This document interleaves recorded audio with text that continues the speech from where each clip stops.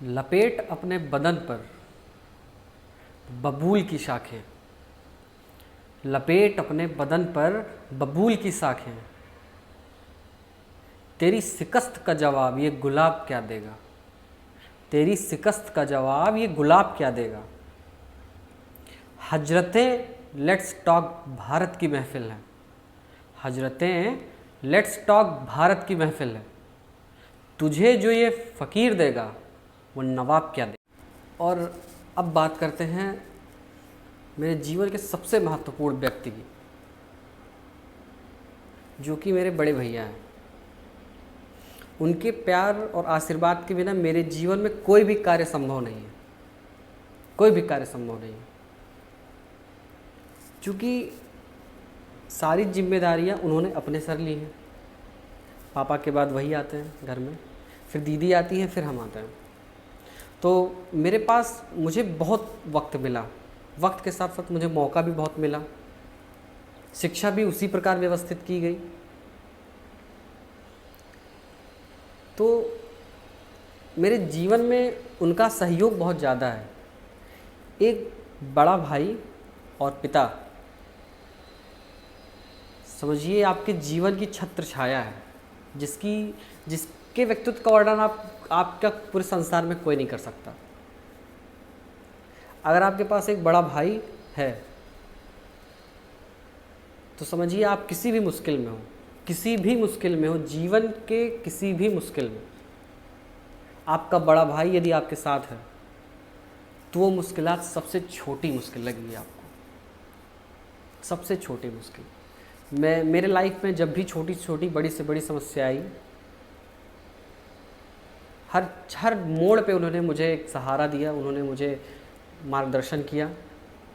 उन्हीं के पद चिन्हों पे आज, उन्हीं के पद चिन्हों पे चल के आज हम लोग आगे बढ़ रहे हैं, हम लोग सीख रहे हैं उन्हीं लोगों से। तो मेरे सभी भाइयों का बहुत योगदान है मेरी इस जीवन शैली में। मेरे परिवार का बहुत योगदान है, मेरे माँ, मेरे बाप, सभी का बहुत योगदान है।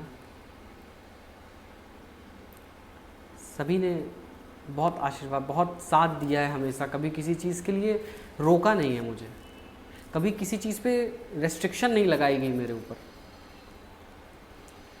हम तीनों भाइयों में भाई बहनों में मैं सबसे छोटा हूँ, तो उसी हिसाब से मुझे रखा गया। क्योंकि फिर मैं सबसे छोटा हूँ तो मम्मी पापा भैया दीदी सबका प्यार इसी तरह मिला। हमारा परिवार बहुत बड़ा है, हम लोग 50-55 लोगों का हमारा परिवार है। पूरा परिवार जब हम एक साथ होता है और सब लोग एक दूसरे के हमेशा सब समर्थन करते हैं, कहीं ना कहीं कोई ना कोई किसी न किसी मोड़ पे हर व्यक्ति, हर एक सदस्य, परिवार का हर एक सदस्य हर सदस्य का साथ देता है। बहुत अच्छा परिवार है, बहुत साथ मिलता है परिवार का, बहुत अच्छा लगता है। छोटे से हम लोग बाहर निकल गए तो बहुत मिस करते हैं कभी कभी परिवार को, लेकिन जीवन है, ऐसे ही चलता रहेगा। जब भी घर जाना होता है तो बहुत अच्छा लगता है, लगता ही नहीं कि छुट्टियां ऐसे बीत जाती हैं कि पता ही नहीं चलता है।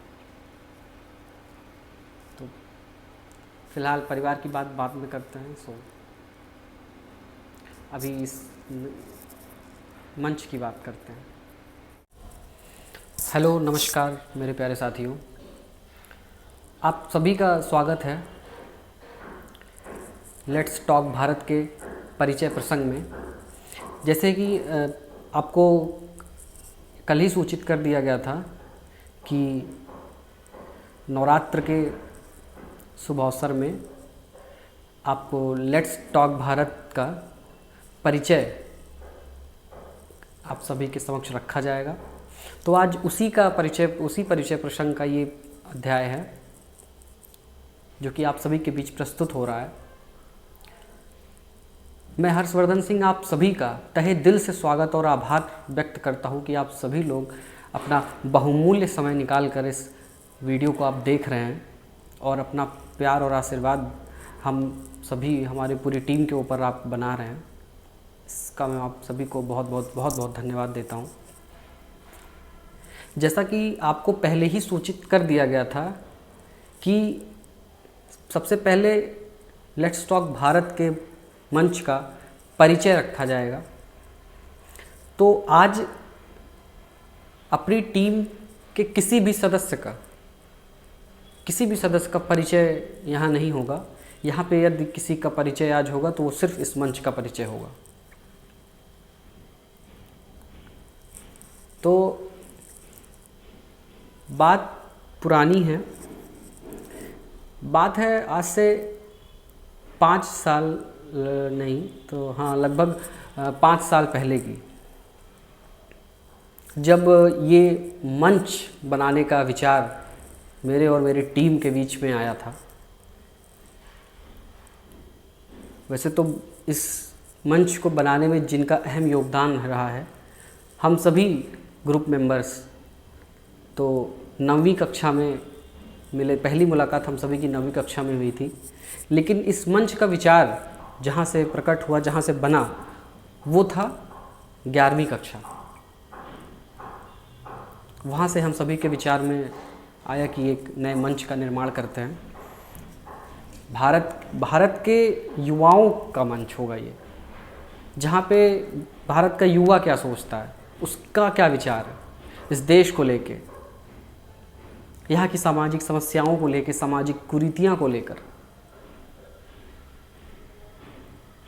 ऐसे तो बहुत बड़ा परिचय हो जाएगा, लेकिन संदर्भ मतलब बिल्कुल छोटा सा संदर्भ में समझिए कि सभी सामाजिक समस्याओं अथवा अपने आसपास हो रही किसी भी गतिविधि के बारे में विचार विमर्श रखना या उसके बारे में उसकी व्याख्या करना, ये इस चैनल का एक अहम उद्देश्य है। तो बात करते हैं इस चैनल के उत्पत्ति की। इस चैनल की उत्पत्ति कहाँ से हुआ?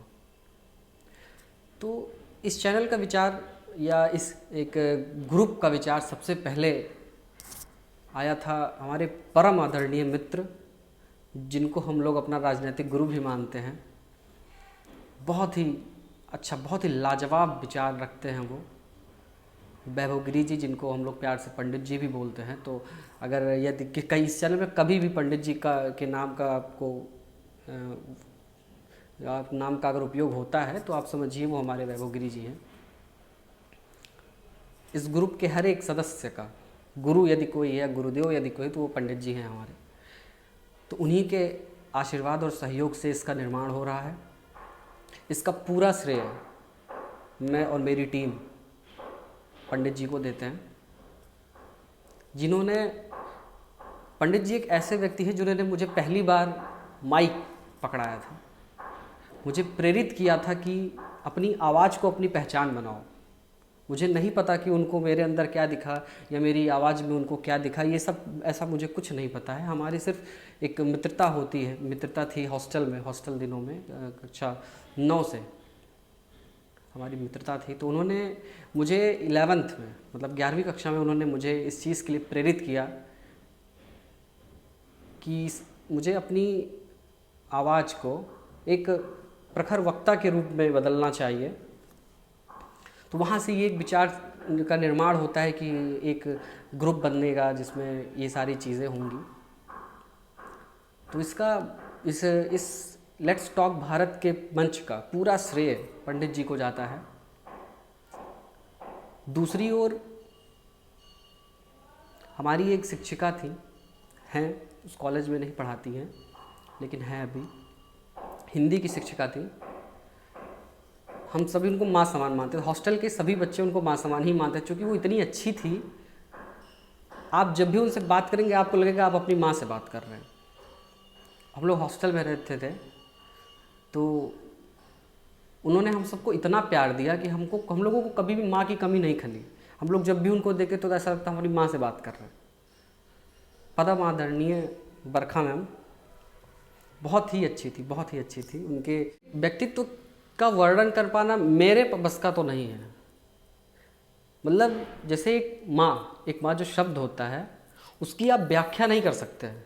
माँ ने आपको जन्म दिया है, उन्होंने आपको जन्म दिया है, तो आप उस शब्द का व्याख्या ही नहीं कर सकते। वो शब्द ही अपने आप में एक ब्रह्मांड जैसा है। उसी प्रकार थी मेरी बहुत ही हमारी आदरणीय मैम बरखा मैम। तो उन्हीं का लिखा भाषण मैंने पहली बार पहली बार एक बड़े मंच पे बोला था। रामसेवक की मिट्टी का, मैं अपने जीवन में उस मिट्टी में मैंने अपने पहला भाषण दिया था, जिसमें मुझे बहुत प्रेम और आशीर्वाद भी मिला था, लोगों ने सराहा भी था। लेकिन उस भाषण का एक एक शब्द बरखा मैम ने लिखा था। उस भाषण का कोई क्लिप मेरे पास इस वक्त मौजूद नहीं है, क्योंकि उस वक्त अभी भी हमारे हॉस्टल में फ़ोन वगैरह नहीं अलाउड था, और तब उतना एक्टिव भी नहीं थे हम लोग कि उसका क्लिप बनाया जाए, उसका वीडियो बनाया जाए। अदरवाइज़ आपको वो ज़रूर दिखाता मैं। पर मैम ने बहुत ही मेहनत की थी मेरे पीछे, क्योंकि मुझसे एक वर्ड भी नहीं निकलता था पहले। आज जैसे मैं बोल रहा हूँ आपके सामने, पर ऐसा पहले नहीं था। पहले मैं डरता था लोगों के सामने बात रखने में, डरता अभी भी हूँ, पर अभी सिर्फ फैमिली के सामने, बाकी किसी के सामने नहीं। तो मैम ने मुझे बहुत ट्रेनिंग दी थी। वो ऐसे ही पीरियड चलता था, एक घंटा मुझे लगातार ऐसे सुनती रहती थी। जहाँ गलतियाँ होती थी वहाँ मुझे बताती थी। तो वो मैम का बहुत योगदान रहा मेरी भाषा शैली में, जो भी है। फिर और अगला नाम आता है बेहद अहम कड़ी। इतना समझिए कि बेहद अगर यदि पंडित जी इस मंच की जान है, यदि पंडित जी इस मंच की दिल हैं, तो समझिए आलोक पाल, जिनको हम लोग पाल जी बोलते हैं, पाल जी इस मंच की धड़कन है। पंडित जी जान है तो पाल जी जहान है, पंडित जी दिल हैं तो पाल जी धड़कन है। ये ऐसे पिलर हैं इस संस्था के, इस चैनल के, जिनकी व्याख्या कर पाना मेरे बस का नहीं है। वो जब कैमरे पे आएंगे तो आप खुद ही उनके व्यक्तित्व को आप पहचानिएगा। बहुत ही सरल स्वभाव और एक बहुत ही एक्साइटेड व्यक्ति हैं, बहुत एक्टिव, बेहद खूबसूरत। उनका जो उम्दा है, मतलब वो बात करने का तरीका बहुत ही उम्दा है। तो हम सभी रामसेवक से बिलोंग करते थे। रामसेवक उस मिट्टी का नाम है जहाँ पे हम सभी के कर्मों और हम सभी के भविष्य का जन्म हुआ है। हम सभी आज भी उस मिट्टी को पूजते हैं। रामसेवक यादव स्मारक इंटर कॉलेज, जो कि बाराबंकी में स्थित है, मैं उस मिट्टी को हाथ जोड़ के नमन करता हूँ, उस मिट्टी का वंदन करता हूँ। और वहाँ के सभी शिक्षकों का मैं दिल से आभार व्यक्त करता हूँ। और उन सभी के चरणों में अपना शीश रख के मैं नमन करता हूँ उन सभी को। आप सभी का आशीर्वाद था, है और उम्मीद है आगे भी रहेगा। तो हम सभी रामसेवक के स्टूडेंट्स, आप सभी शिक्षकों को वादा करते हैं कि हम सभी आप लोगों का नाम बहुत ऊपर ले जाएंगे। मैंने रामसेवक की प्राचीर से कहा था कि एक वक्त आएगा कि रामसेवक यादव स्मारक इंटर कॉलेज का नाम मैं सर्वोच्च स्थान पर लेके जाऊंगा। और वो वादा मैं आज भी करता हूँ, मैं फिर करता हूँ। मैं और मेरी टीम अपने विद्यालय का नाम, अपने विद्यालय की पहचान पूरे भारतवर्ष में सर्वोच्च स्थान पर लेके जाएंगे।